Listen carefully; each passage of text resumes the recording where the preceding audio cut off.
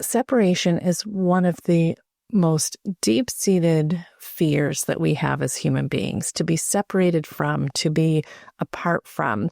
And that means a big part of our drive in relationships, and I'm talking everybody, adults, kids, is to not have to part, to not be separated, to not be alone. Now, bring that down to babies, toddlers, and preschoolers, and it is extra alarming.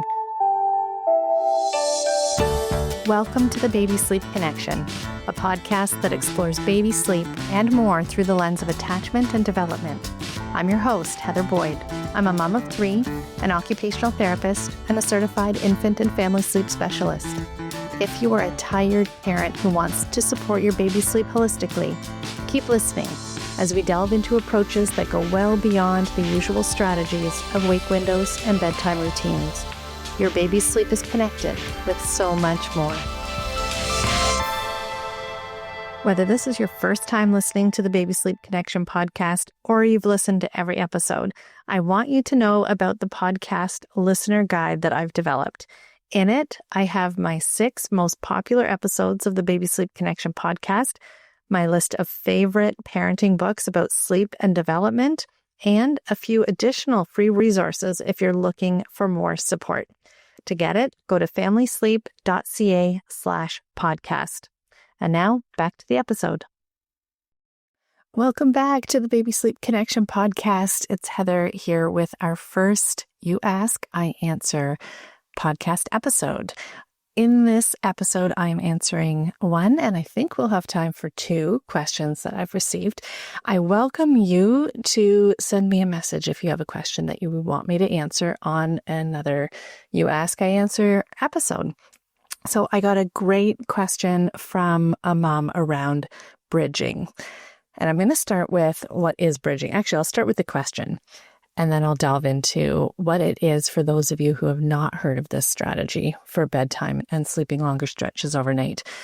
So her question is, how do we do bridging to the next connection, which I mentioned in a previous episode, and I'll make sure to link it, if the bedtime routine involves singing a song while the toddler or preschooler falls asleep, in this case, a 4-year-old. So what is bridging to the next connection, first of all? And even before that, what is separation and why do we want to avoid triggering stress and chasing the connection or chasing proximity in kiddos at bedtime in particular? And it's because separation is one of the most deep-seated fears that we have as human beings, to be separated from, to be apart from. And that means a big part of our drive in relationships, and I'm talking everybody, adults, kids, is to not have to part, to not be separated, to not be alone. Now, bring that down to babies, toddlers, and preschoolers, and it is extra alarming to be faced with that threat of separation. What is the most consistent separation we expect our babies and children to endure?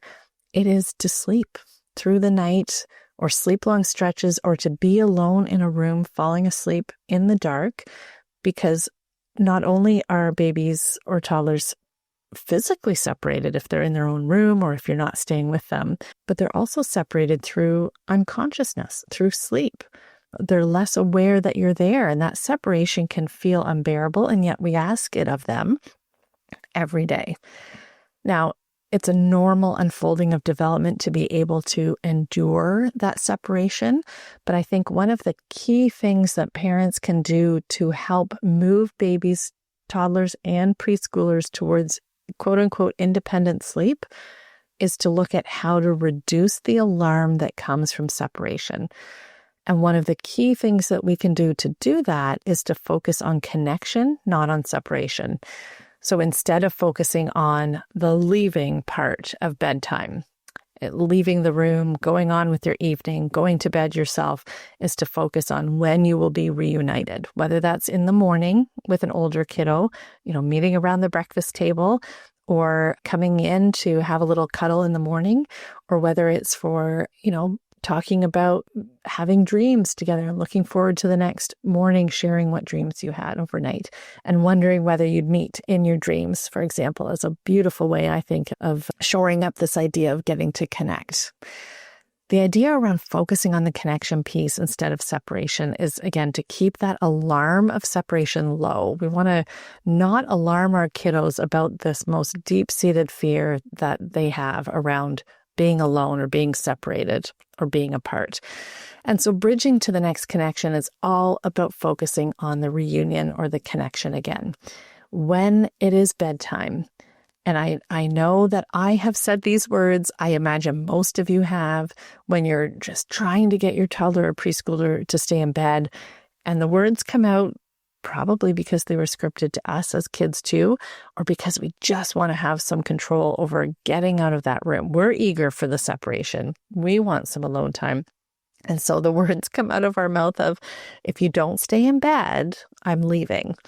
Well, oh my goodness, if we remember that this is our key fear, those words will do the exact opposite of what we're trying to do. And instead, if we're focusing on when I come back, when I see you again, when we have breakfast together, or when the sun comes up, I'll come in for a snuggle, or we're going to go to the park the next day, or we'll meet at the breakfast table, whatever it is, it allows us to put our attention on what feels good and looking forward to that. And in doing so, the attention isn't on the fear of you leaving, it's on the joy of seeing you again. Now, bridging is on the surface a pretty easy strategy. In terms of sleep specifically, it's also called the Boomerang strategy, and you'll see why. Lindsay Hookway has called it that. I don't know whether she named it that or not, but she's a phenomenal sleep coach, IBCLC, and holistic sleep coach trainer out of the UK. The idea with bridging is that you are focused on coming back, even if they haven't fallen asleep. So for a toddler or preschooler that can handle brief periods of separation because they're focused on you coming back, their nervous system will stay more relaxed to invite sleep. And to do that, it means popping out of the room, but not focusing on the leaving part, focusing on, I'm just going to go blow my nose, go pee, wash a few dishes. And then when I come back, I'm going to snuggle with you. Or when I come back, I'm going to give you an extra little tuck in. Or when I come back, I'm going to give you one of our paper hearts that I'm going to slide under the pillow. And when I check on you after you're asleep, I'm going to put one under your pillow too. And then being able to come and go, perhaps frequently during one bedtime period, so that you're building that trust that you are coming back, with the idea that as they gain that trust that this is not about separation, it's about reunion, they will at some point fall asleep when you're not in the room. Now, sometimes bridging for kids doesn't involve Boomerang while they're awake. Sometimes they're too alarmed and you're just leaving once to just start to build that capacity to be able to bear that separation. And then you're back and they can relax into sleep.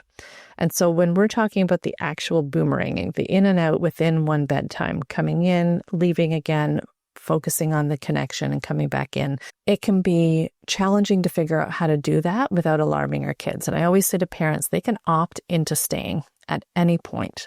If it's revving their kids up or alarming their kids, then just stay. Just stay. But if it is working to leave, if it is working to step out of that room to do something, it's constructing an imminent return, as Gordon Neufeld says. So an imminent return where they can expect that you're coming back soon. Again, it could be for a check-in, a hug, staying there to lie there. You are in charge of the leaving and coming back.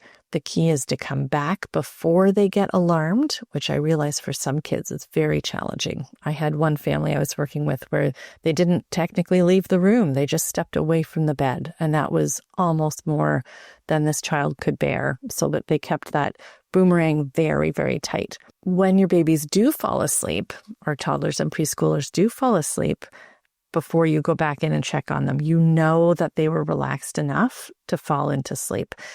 The next day, be sure to remind them that you did come back, because that again builds the trust that focuses on connection, not separate. You can talk about seeing them in your dreams. You can talk about bridging to the morning if they're old enough. You can even set the table the night before so that it's this built-in guarantee that you are reconnecting in the morning. So this question from this lovely mom around what to do when part of the bedtime involves song.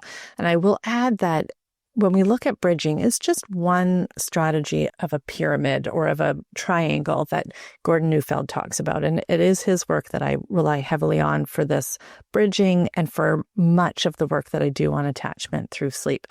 And bridging is just one of them. There are two other pieces to this. The second is the playful, emotional component of this, that this is not about punishing a child who needs that proximity from you. So it's being playful to stay in a rested state at night. And that means this is not about, again, those ultimatums of if you get out of bed, I'm leaving. Instead, it's when I come back, I'll tuck you in. So, be in bed when I come in so that I can give you that good tuck in. But also just simply being playful at bedtime, not in a necessarily rambunctious way, but in a way that emotionally engages that connection, that really strong, relaxed connection with your baby. And the third piece, if we look at this as a triangle, is lullabies or song. And I think that fits in really well with this mom's question because part of bedtime routine involves a lullaby. Her question is, are we interrupting the lullaby or the singing to leave and come back? I like to avoid feeling like I'm contriving or making up a situation that requires me to leave. And if I'm in the middle of a song with my kiddos and it's highly connected, as an aside, lullabies do tend to be very sad. They have a sadness or melancholy to them, which fits very well with this fear that we have of being left. And instead of fear, it's more sadness, like not wanting to be apart, while also focusing on what is it that it'll look like when we're together again. And so with the lullaby, first, I think about the routine that you have when you have a lullaby and how lovely that is. And there is no reason to interrupt a lullaby or a song. It is a beautiful part of the routine. We want our kids to relax in that and not be anticipating that partway through this beautiful song that he's expecting every evening that you're going to leave. On the other hand, if you finish the song and you finish the routine, it is in that quiet part of the bedtime routine where there are no words, there is no active emotional play or setting the stage for rest through play. It is more about that relaxed state of slipping into sleep. That is when you boomerang in and out. So finish the bedtime routine, however that looks, and then leave with the statement that you're coming back and what you're going to do when you're back. Now, that doesn't mean song doesn't have a role still, because often when I talk to parents about what to do when they step away, I used to tell my kids, listen for me, because you're going to hear me washing a few dishes. This is after we had well established that I was able to leave for longer and longer periods. I wasn't just going for a quick pee. I wasn't just folding a couple of clothes. I was going downstairs and washing some dishes. Listen for me. You'll know that I'm washing dishes. You're going to hear that. In a few minutes, I'm going to come back in and give you an extra special hug. And so he could listen for that and relax. Like, yeah, this is unfolding exactly as Mom said.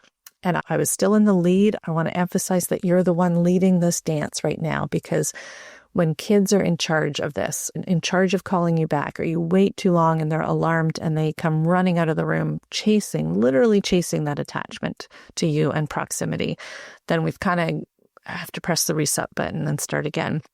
But when I'm doing dishes or doing something my kids can hear, they're reassured that, yes, this is unfolding just as Mom said, and Mom's coming back after a few dishes. But you can use song for this too. Think about how lovely it is for your baby to be reassured. And again, I keep saying baby, but toddlers and preschoolers, this is what that strategy is for.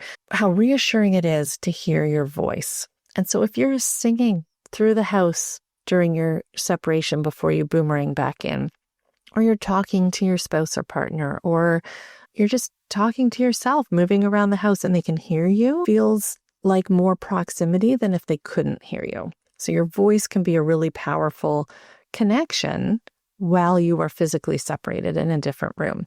So use that lullaby, use that voice. It could be a beautiful bridge, but don't feel you have to interrupt part of that beautiful bedtime routine, whatever it includes, to be able to boomerang in and out. So hopefully that provides clarity, not just to this mom that brought in the question, but to anybody that is looking to be able to use bridging to the next connection as a strategy of overcoming the alarm of separation. And I think we have time for a second question. So I'm going to add another question, and this one is quite different. But first and foremost, if you listen to this and you have more questions about bridging to the next connection, or about how we fold in that playful connection and that emotional melancholy of lullabies, please do reach out to me. You can email your questions for the next episode of You Ask, I Answer at heather@heatherboyd.ca. If I use your question, I may reach out for some more information. And of course, this isn't a substitute for a full consult. These are more about covering the basic concepts of how to use some of these strategies. In a consult or in my private practice, we'd be going into much more detail about what other aspects of bridging the routine, your baby's temperament and sensory personality, the environment that they're in, how all of these things fold together to make bedtime and overnight easier. So the second question is, why does it take me nearly 2 hours to settle my 14-month-old to sleep in the evening? And of course, you can imagine that this is a question that does come up a lot in my private practice. I think a good chunk of the parents that reach out to me for support are struggling with very long bedtimes. And very long bedtimes are most often a timing issue. And there's different ways to look at what do I mean by timing. Often, parents are expecting their babies to sleep more hours in a 24-hour period than is developmentally reasonable and expected, or more than their baby as an individual needs. There are some babies that have high sleep needs and some have low. Most babies are sleeping less than we would like them to. And when we are trying to squeeze more juice out of the lemon or more sleep out of 24 hours than your baby or toddler needs, they're not going to settle very quickly at nighttime. So the first thing that I would do in looking at why it's taking 2 hours to settle a 14-month-old or any baby or child is to look at what amount of sleep are they already getting in 24 hours, and does that fit with their age? We have great data on how much sleep is typical. We have great recommendations on what could be reasonable for the amount of sleep a baby needs. And then on top of that, you can be looking at, is this a kiddo who has never really needed as much sleep as others that you know, or as the charts say they should be getting?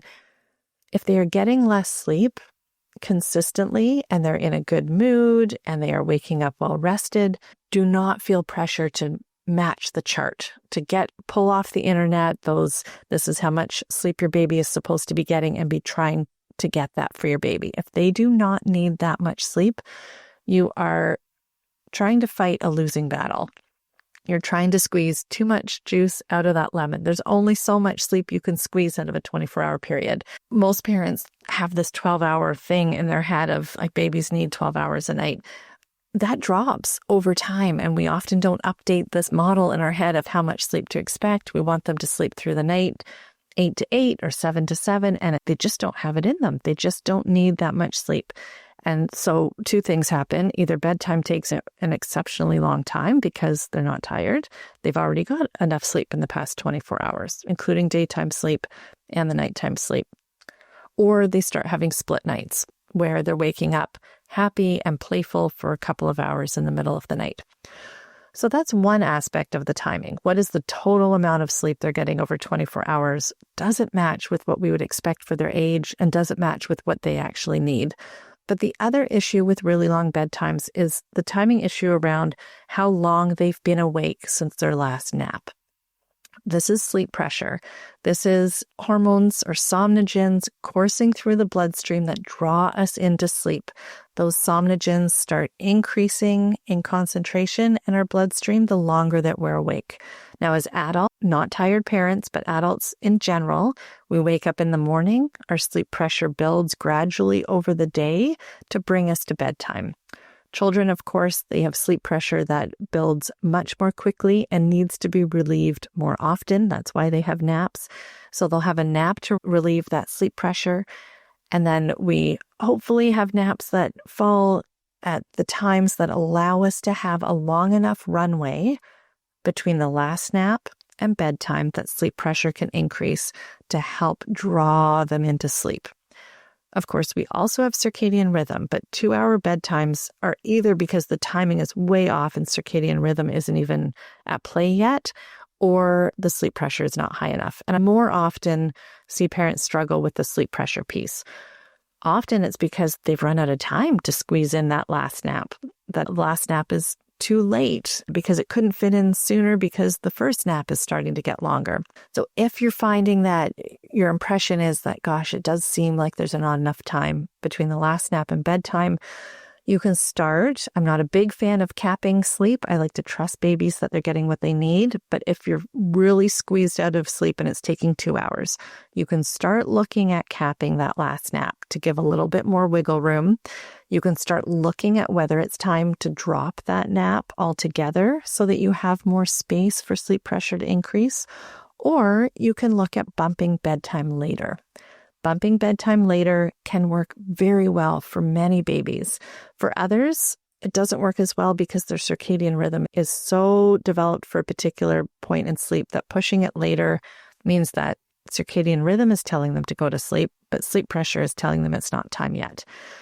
Figuring out which one works for your baby is going to be taking a look at, again, what is that total sleep over 24 hours? When does that last nap end? Is there enough of a runway leading up to sleep? And when, if sleep were to fall at an ideal time for their circadian rhythm, especially if they've spent some time out in natural light in the morning and in the evening, most of their sleep is at night, will tell you that their circadian rhythm is developing, then you can move these pieces around one at a time over a few days or a week to see whether it's a runway issue. Do you need more time between the last nap and bedtime? Whether it's a total sleep issue over 24 hours. Are they getting just too much?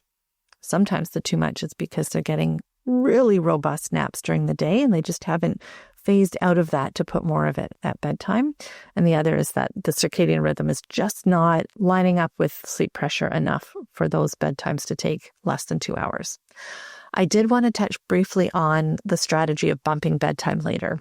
This can stress parents out, partly because you want your baby in bed so you have some time to yourself before bed, or because you just want to go to bed yourself. Sometimes it's because you are so worried that a late bedtime is breaking all the rules.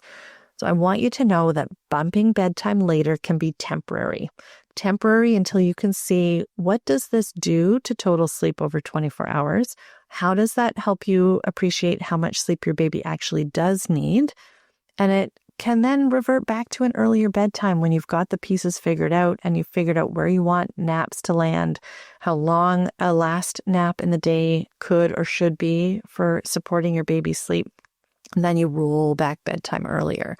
But for other families, they realize that later bedtime actually works very well, at least for a particular chunk of time when naps are at predictable times and they're not moving at this point, they're not dropping, naps are working well, and simply bumping bedtime later works well. Often, if babies are getting too much sleep over a 24-hour period, and it's interesting, it happens more often than you think. I know parents come to me feeling like their babies aren't getting enough, but often it's a too much problem. And so bumping the bedtime later, babies often wake up at the same time in the morning because they're getting the sleep that they need and not more of it. If late works better, then great.